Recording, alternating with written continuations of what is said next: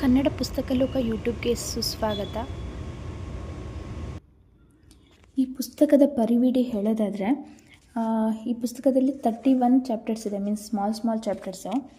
ಅದರಲ್ಲಿ ತಪ್ಪುಗಳ ಬಗ್ಗೆ ಹೆದರಿಕೆ ಬೇಡ, ಭಾವನೆಗಳ ನಿಯಂತ್ರಣ ಹೇಗೆ, ಕೆಲಸವನ್ನು ಪ್ರೀತಿಸುವುದು, ಟೀಕೆಗಳಿಗೆ ಎದೆಗುಂದದಿರಿ, ಸೋಲನ್ನು ಜಯವಾಗಿ ಪರಿವರ್ತಿಸಿ, ಕಲ್ಪನೆಯ ಪವಾಡ ಶಕ್ತಿ, ಸಮತೋಲನವೇ ಬಲ, ಕೆಟ್ಟ ಹವ್ಯಾಸ ತೊರೆಯಿರಿ, ನಿಮ್ಮ ವ್ಯಕ್ತಿತ್ವವೇ ನಿಮ್ಮ ಐಶ್ವರ್ಯ, ಉತ್ಸಾಹದಿಂದ ಉಪಯೋಗ, ಯೌವನ ವ್ಯರ್ಥಗೊಳಿಸದಿರಿ, ಭಾವನಾತ್ಮಕ ಕಲೆಯಿಂದ ಹಿನ್ನಡೆ, ಶ್ರೇಷ್ಠ ವ್ಯಕ್ತಿಗಳು ಏಕೆ ಶ್ರೇಷ್ಠರು, ಅಸಾಂದಾಯಿಕ ಚಿಂತನ ಶೈಲಿ, ಮನಸ್ಸಿಗೆ ತರಬೇತಿ, ಗುರಿ ಮುಟ್ಟುವುದು ಸಾಧ್ಯವಿದೆ. ತಪ್ಪುಗಳಿಂದ ಕಲಿಕೆ ಹೇಗೆ, ಚಾತುರ್ಯವೂ ಮುಖ್ಯ, ಧೈರ್ಯ ನಂಬಿಕೆಯೇ ಬಲ, ನಿಮ್ಮ ನಿರ್ಧಾರವೇ ನಿಮ್ಮ ಭವಿಷ್ಯ, ಯಶಸ್ಸಿನ ರೀತಿ ನೀತಿ, ಮಹತ್ವಾಕಾಂಕ್ಷೆಯಿಂದ ಯಶಸ್ಸು, ದೂರು ಡಬ್ಬಿ ಆಗದಿರಿ, ಸರಿಯಾದ ಆಲೋಚನೆಯ ಫಲ, ಕೆಲಸವನ್ನು ಇಷ್ಟಪಡುವುದು ಹೇಗೆ, ಕ್ರಿಯಾಶೀಲತೆಯ ಪ್ರತಿಫಲ, ಪದಗಳ ಮಾಂತ್ರಿಕ ಶಕ್ತಿ, ನೈತಿಕತೆಯ ಬೆಳಕು, ವೈವಾಹಿಕ ಬದುಕಿನ ನೇರ್ಪು, ಸಾಂಸ್ಕೃತಿಕ ಶ್ರೇಷ್ಠತೆ, ಭ್ರಷ್ಟಾಚಾರವೆಂಬ ಕ್ಯಾನ್ಸರ್. ಇಷ್ಟು ಚಾಪ್ಟರ್ಸ್ ಇದ್ದಾವೆ. ಅದರಲ್ಲಿ 1 by 1 ಓದ್ಕೊಳ್ತಾ ಹೋಗೋಣ. ಡೈಲಿ 5 ಮಿನಿಟ್ಸ್ ವೀಡಿಯೋ ಕೇಳಿ ಸಾಕು, ನಿಮ್ಗೆ ಎಷ್ಟೋ ರಿಯಲೈಸ್ ಆಗುತ್ತೆ ಮತ್ತು ಇದರಿಂದ ತುಂಬ ಒಂದು ಲೈಫ್ಗೆ ಹೆಲ್ಪ್ ಆಗುತ್ತೆ ಅನ್ನೋ ಇಂಟೆನ್ಷನಿಂದ ನಾನು ಇದನ್ನು ರೀಡ್ ಮಾಡ್ತಾಯಿದ್ದೀನಿ. ಮೊದಲನೇದು ತಪ್ಪುಗಳ ಬಗ್ಗೆ ಹೆದರಿಕೆ ಬೇಡ ಅಂತ. ಅಂದರೆ ಪ್ರತಿಯೊಬ್ಬರು ತಪ್ಪು ಮಾಡೇ ಮಾಡ್ತಾರೆ, ಮನುಷ್ಯನ ಸಹಜ ಗುಣ ಅದು. ಬಟ್ ತಿದ್ಕೊಂಡು ನಡಿಬೇಕು ಅಂತ ಹೇಳೋದ್ರ ಬಗ್ಗೆ ಈ ಪುಸ್ತಕ ಇದೆ.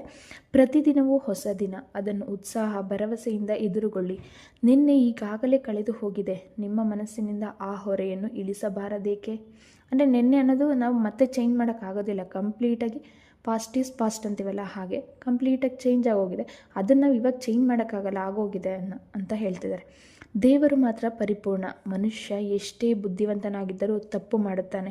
ಹೀಗಾಗಿ ಮಾಡಿದ ತಪ್ಪನ್ನು ಬದಿಗಿಟ್ಟು ಅದು ನಮ್ಮ ಮೇಲೆ ಹೊರೆಯಾಗದಂತೆ ನೋಡಿಕೊಂಡು ಮುಂದೆ ಸಾಗಬೇಕು.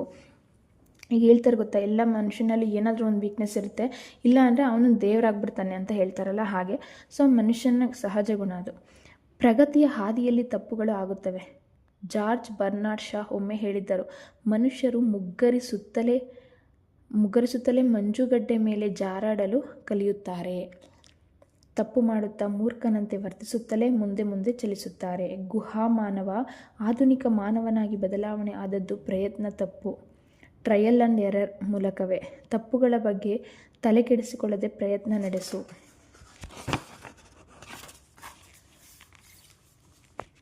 ಪ್ರಯತ್ನ ನಡೆಸುತ್ತಲೇ ಹೋದ ಕೆಲವರಿಂದಲೇ ಜಗತ್ತಿನ ದೆಸೆ ಬದಲಾಯಿಸಿದ ಆವಿಷ್ಕಾರ ನಡೆದವು. ಅಂದರೆ ಟ್ರಯಲ್ ಆ್ಯಂಡ್ ಎರರ್ ಮಾಡಿನೇ ಹೊಸದಾಗಿ ಎಲ್ಲ ಥರನೂ ಇನ್ನೋವೇಷನ್ ಸ್ಟಾರ್ಟ್ ಆಗಿದ್ದು.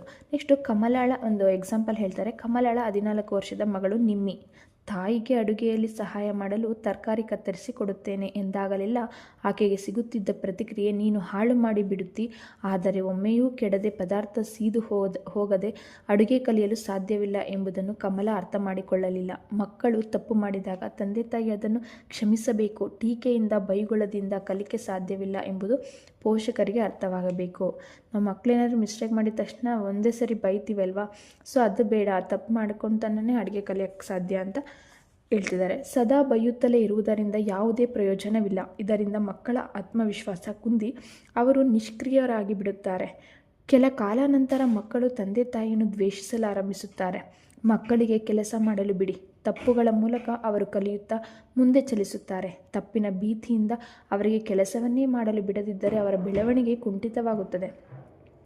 ನಿರ್ದಿಷ್ಟ ವೃತ್ತಿಯೊಂದರಲ್ಲಿ ಈಗಾಗಲೇ ಉತ್ತಮ ಕೆಲಸಗಾರರು ಇದ್ದಾರೆ ಎಂದು ಕೆಲವರು ಕೆಲಸವೊಂದನ್ನು ಒಪ್ಪಿಕೊಳ್ಳಲು ಹಿಂಜರಿಯುತ್ತಾರೆ. ಇಂತಹ ಉತ್ತಮ ವೃತ್ತಿ ನಿರತರಿಂದ ತಮಗೆ ವೈಫಲ್ಯ ಕಟ್ಟಿಟ್ಟ ಬುದ್ಧಿ ಎಂಬುದು ಅವರ ಅಭಿಪ್ರಾಯ ಆಗಿರುತ್ತದೆ. ಇಂತಹ ಉತ್ತಮ ಕೆಲಸಗಾರರು ಒಂದೇ ರಾತ್ರಿಯಲ್ಲಿ ಸಂಭವಿಸಿರುವುದಿಲ್ಲ ಎಂಬುದನ್ನು ಅವರು ಮರೆಯುತ್ತಾರೆ. ಅವರು ಕೂಡ ತಪ್ಪು ಒಪ್ಪು ತಿದ್ದಿಕೊಳ್ಳುವಿಕೆಯ ಮೂಲಕ ಇಂದಿನ ಸ್ಥಿತಿ ತಲುಪಿರುತ್ತಾರೆ. ಇಂಥವರು ತಮ್ಮನ್ನು ತುಳಿಯುತ್ತಾರೆ, ಹೀಯಾಳಿಸುತ್ತಾರೆ ಎಂದು ಕಿರಿಯರು ಭಾವಿಸಬಾರದು. ವಾಸ್ತವವೆಂದರೆ ಸಮಚಿತ್ತದ ವ್ಯಕ್ತಿಗಳು ತಪ್ಪು ಮಾಡಿದ ಕಿರಿಯರನ್ನು ಹೀಯಾಳಿಸುವುದಿಲ್ಲ, ಬದಲಿಗೆ ತಿದ್ದುತ್ತಾರೆ. ಅಪರಿಪೂರ್ಣರು, ಅರೆಜ್ಞಾನಿಗಳು ಮಾತ್ರ ಬೇರೆಯವರನ್ನು ಕೀಳಾಗಿ ಕಾಣುತ್ತಾರೆ. ನೀವು ಯೋಜನೆಯೊಂದನ್ನು ಜಾರಿಗೊಳಿಸುವ ಮುನ್ನ ಸ್ನೇಹಿತರೊಡನೆ ಚರ್ಚಿಸಲು ಹಿಂಜರಿಯಬೇಡಿ. ಅವರು ಯಾವುದೇ ತಪ್ಪನ್ನು ಎತ್ತಿ ತೋರಿಸಿದರೆ ಹೊಟ್ಟೆ ಕಿಚ್ಚಿನಿಂದ ಹೀಗೆ ಮಾಡುತ್ತಿದ್ದಾರೆ ಎಂದು ಭಾವಿಸಬೇಡಿ. ಅವರ ಸಲಹೆಗಳನ್ನು ವಸ್ತುನಿಷ್ಠವಾಗಿ ಪರಿಶೀಲಿಸಿ. ಇಂತಹ ಸಲಹೆಗಳಿಂದ ನಿಮ್ಮ ಯೋಜನೆಯ ಯಶಸ್ಸು ಇನ್ನಷ್ಟು ಖಚಿತವಾಗುತ್ತದೆ. ಒಂದೊಮ್ಮೆ ತಪ್ಪು ಮಾಡಿದಿರಿ ಎಂದಾದಲ್ಲಿ ಅದನ್ನು ಒಪ್ಪಿಕೊಳ್ಳುವುದ ಧೈರ್ಯ ತೋರಿಸಿ. ತಪ್ಪನ್ನು ಒಪ್ಪಿಕೊಂಡು ತಕ್ಷಣ ತಿದ್ದಿಕೊಂಡರೆ ಅದರಿಂದ ಆಗುವ ಹಾನಿ ಕಡಿಮೆ ಆಗುತ್ತದೆ. ಒಂದೊಮ್ಮೆ ತಿದ್ದಿಕೊಳ್ಳದೆ ಹೋದಲ್ಲಿ ಅದರಿಂದ ಅಪಾರ ಹಾನಿ ಹಾಗೂ ನಿಮ್ಮ ಘನತೆಗೆ ಕುಂದು ಉಂಟಾಗಲಿದೆ. ತಪ್ಪನ್ನು ಮುಚ್ಚಿಹಾಕುವುದು ಕೂಡ ಸರಿಯಲ್ಲ. ಒಂದು ಸುಳ್ಳು ಮುಚ್ಚಿಹಾಕಲು ಸುಳ್ಳಿನ ಸರಮಾಲೆಯನ್ನೇ ಹೆಣೆಯಬೇಕಾಗುತ್ತದೆ. ಸುಳ್ಳು ಬಯಲಿಗೆ ಬರುವುದು ಖಚಿತವಾದ್ದರಿಂದ ನಿಮ್ಮ ಪ್ರತಿಷ್ಠೆಗೆ ಪೆಟ್ಟು ಬೀಳಲಿದೆ. ತನ್ನ ತಪ್ಪು ಒಪ್ಪಿಕೊಂಡು ಕ್ಷಮೆ ಕೇಳುವ ವ್ಯಕ್ತಿಯನ್ನು ದ್ವೇಷಿಸುವವರು ಇರಲಾರರು. ನನ್ನನ್ನು ಕ್ಷಮಿಸು, ನೀನು ಹೇಳಿದ್ದು ಸರಿ, ನಾನು ನಿನ್ನನ್ನು ತಪ್ಪಾಗಿ ಭಾವಿಸಿದೆ, ತಪ್ಪು ಸರಿಪಡಿಸಲು ನನಗೆ ಅವಕಾಶ ಕೊಡು ಎಂದು ಕೇಳಿಕೊಂಡಾಗ ಹೋಗಯ್ಯ, ನಿನ್ನನ್ನು ನಾನು ಕ್ಷಮಿಸುವುದಿಲ್ಲ ಎಂದು ಹೇಳುವವರು ಇದ್ದಾರೆಯೇ? ನಮ್ಮ ವೈಫಲ್ಯದ ಹೊಣೆಯನ್ನು ಬೇರೆಯವರ ಮೇಲೆ ಹೇರುವುದು ಸರಿಯಲ್ಲ. ವಿದ್ಯಾರ್ಥಿಗಳಲ್ಲಿ ಈ ಪ್ರವೃತ್ತಿ ಹೆಚ್ಚು. ಪರೀಕ್ಷೆಯಲ್ಲಿ ಫೇಲಾದವರು ಪಾಠ ಸರಿಯಾಗಿ ಮಾಡಲಿಲ್ಲ ಎಂದು ಮೇಷ್ಟ್ರನ್ನು ಇಲ್ಲವೇ ಅದೃಷ್ಟ ಸರಿಯಿಲ್ಲ ಎಂದು ದೂರಬಹುದು. ಸರಿಯಾಗಿ ಸಿದ್ಧತೆ ನಡೆಸದೆ ವ್ಯಾಸಂಗ ಮಾಡದೆ ಅನುತ್ತೀರ್ಣನಾದೆ ಎಂದು ಅವರು ಒಪ್ಪಿಕೊಳ್ಳುವುದಿಲ್ಲ. ತುಂಬ ಜನ ಫೇಲಾದವರು ಬೇರೆಯವ್ರ ಮೇಲೆ ಕಂಪ್ಲೇಂಟ್ ಎತ್ತಾಗ್ತಿರ್ತಾರೆ. ಸೊ ಅವರು ಮಿಸ್ಟೇಕ್ಸ್ ಅಂತ ಅವ್ರು ಒಪ್ಕೊಳ್ಳೋದು ತುಂಬ ಕಡಿಮೆ ಜನ ಮಾತ್ರ. ಯೋಜನೆಗಳು ಟುಸ್ ಎಂದಾಗ ಅದನ್ನು ಸಹೋದ್ಯೋಗಿಗಳ ಮೇಲೆ ಹಾಕುವ ಬಾಸ್ಗಳಿದ್ದಾರೆ. ಆದರೆ ಯೋಜನೆ ಯಶಸ್ವಿಯಾದಲ್ಲಿ ತಮ್ಮ ಬೆನ್ನನ್ನು ತಟ್ಟಿಕೊಳ್ಳುತ್ತಾರೆ. ಯಶಸ್ಸನ್ನು ಸಹೋದ್ಯೋಗಿಗಳ ಜೊತೆ ಹಂಚಿಕೊಳ್ಳುವುದಿಲ್ಲ. ಯಶಸ್ಸಿನ ಶ್ರೇಯಸ್ಸು ತಮ್ಮದು ಎನ್ನುವವರು ಸೋಲಿನ ಜವಾಬ್ದಾರಿಯನ್ನು ತಪ್ಪಿಸಿಕೊಳ್ಳುವುದು ಹೇಡಿತನದ ಲಕ್ಷಣ. ಅಂದರೆ ತುಂಬ ಜನ ಒಂದು ಕಂಪ್ನಿ ಸಕ್ಸಸ್ಫುಲ್ ಆದಾಗ ಎಂಪ್ಲಾಯೀಸು ಕಾರಣ ಆಗಿರ್ತಾರೆ, ಬಟ್ ಅವರು ಅಪ್ರಿಷಿಯೇಟ್ ಮಾಡೋದೇ ಇಲ್ಲ. ಅದೇ ಫೇಲ್ಯೂರ್ ಆದಾಗ ಮಾತ್ರ ಅವ್ರನ್ನ ಬೈಗುಳ ಮಾಡ್ತಾರೆ, ಅದೆಲ್ಲ ಮಾಡ್ತಾರೆ. ಹಿಂದೆ ಆದ ತಪ್ಪಿನ ಬಗ್ಗೆ ಕೊರಗುತ್ತಾ ಕೂರುವುದು ಸಕಾರಾತ್ಮಕ ಚಿಂತನೆಗೆ ಧಕ್ಕೆ ತರುತ್ತದೆ ಹಾಗೂ ಮನಸ್ಸಿನಲ್ಲಿ ಅನಗತ್ಯ ಕ್ಷೋಭೆಗೆ ಕಾರಣವಾಗುತ್ತದೆ. ಮನಸ್ಸಿನಲ್ಲಿ ಉಳಿದ ಭೂತಕಾಲದ ಕಸವನ್ನು ತೆಗೆದುಹಾಕಿ ಪ್ರತಿದಿನ ಕೆಲಸವನ್ನು ಸ್ವಚ್ಛ ಮನಸ್ಸು ಉತ್ಸಾಹದಿಂದ ಆರಂಭಿಸಿ. ಇದರಿಂದ ಸಂತೋಷ ಹಾಗೂ ಯಶಸ್ಸು ನಿಮ್ಮದಾಗುತ್ತದೆ. ಇಷ್ಟು ಬಂದು ನಾವು ಓದಿದ ಫಸ್ಟ್ ಚಾಪ್ಟರು ತಪ್ಪುಗಳ ಬಗ್ಗೆ ಹೆದರಿಕೆ ಬೇಡ ಅನ್ನೋದ್ರ ಬಗ್ಗೆ. Thank you.